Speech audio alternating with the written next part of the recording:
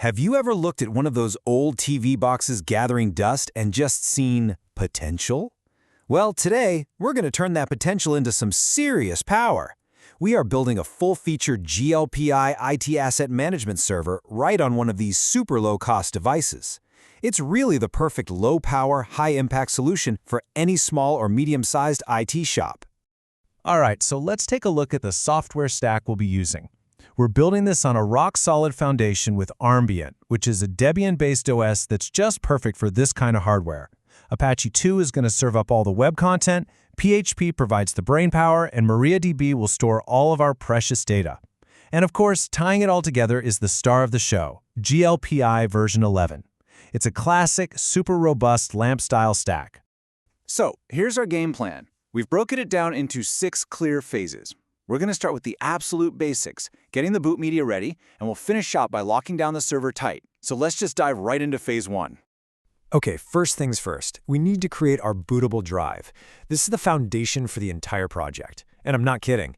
Any mistake here can cause some major headaches down the road. So getting this step right is absolutely crucial. We're going to use a tool called Balena Etcher to write the OS image. Just follow these steps exactly, and whatever you do, please do not skip that final verification step. A corrupted image can lead to some really bizarre, hard-to-trace errors later on. Trust me on this one, a clean flash is a happy flash. And this right here is your final checkpoint in Etcher. Take a second, double-check that your source image is correct, and even more importantly, that your target drive is the right USB or SD card. Remember, once you hit that flash button, the drive you selected is going to be completely erased. No turning back. All right, now for the really exciting part, the first boot and the initial system setup. We're about to take this little piece of hardware and finally give it a purpose. So, when Armbian boots up for the very first time, it's going to drop you right into this setup script. It's super simple. First, you'll set a nice, strong password for the root superuser. Then, it'll walk you through creating a standard user account, which is what you'll use for your day-to-day admin tasks. Now, before we install anything else, our absolute first step, always, is to update the system. This command chain does 2 things. apt-update refreshes the list of all available software from the repositories, and apt-upgrade actually installs the latest versions of everything. This is totally non-negotiable for a secure and stable server. Every server needs a proper name, right? We're going to edit the /etc/hostname file to change the default generic name to something a bit more descriptive, like GLPI server. This makes it so much easier to find on your network. Okay, next up is a really critical server configuration, setting a static IP address. See, unlike a desktop computer, a server's IP address should never, ever change. This is what ensures that your users and other services can reliably connect to it without having to hunt for a new address every time it reboots. You'll want to add this block of text to that interfaces file, but pay close attention to the values here. You're going to need to replace the address, netmask, and gateway with the correct values for your specific network. Once you save this, that configuration locks in the IP address, making it permanent. With the base system all configured, it's time to actually install the server environment itself. This next set of components is going to form the engine that powers our entire GLPI application. This command handles the first 2 core components for us. Apache 2 is our web server. It's what's going to listen for requests from your browser and serve up the GLPI interface. We also install PHP, which is the programming language that GLPI is actually built with. Okay, now I need you to pay close attention to this command. This is the big one.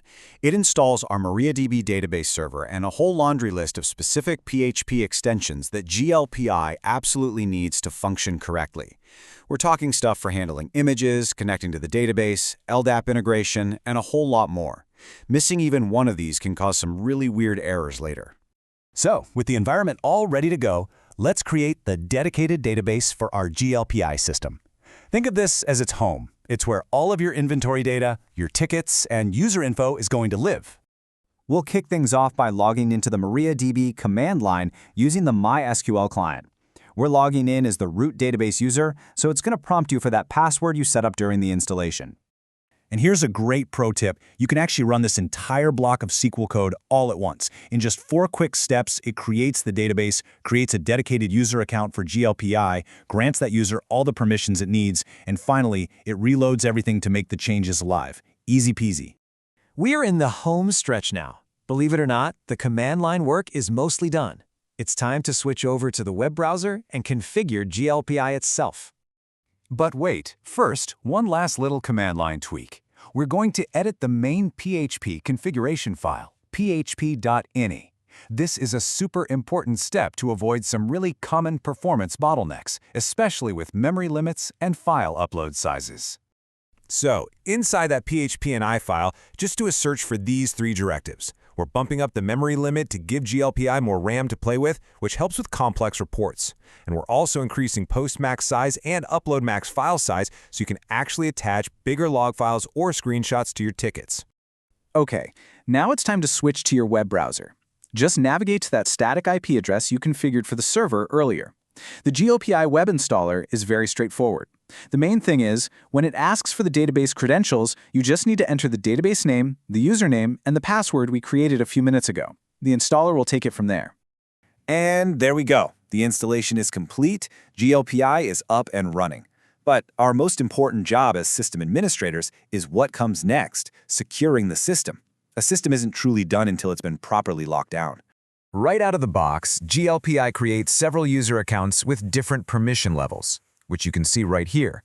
Now, while this is helpful, leaving these accounts active with their default passwords is a massive security vulnerability. Our very first action inside the new system has to be changing these. Let me be perfectly clear about this. Do not skip this step. Do not put it off for later. Before you inventory a single laptop or create a single help desk ticket, your #1 job is to log in with each of these default accounts and set a new, strong, unique password for every single one. And that's pretty much it. A complete, professional-grade IT management server, running on a device that costs next to nothing. The server is ready to go, so the real question is, what's the very first asset you're going to inventory?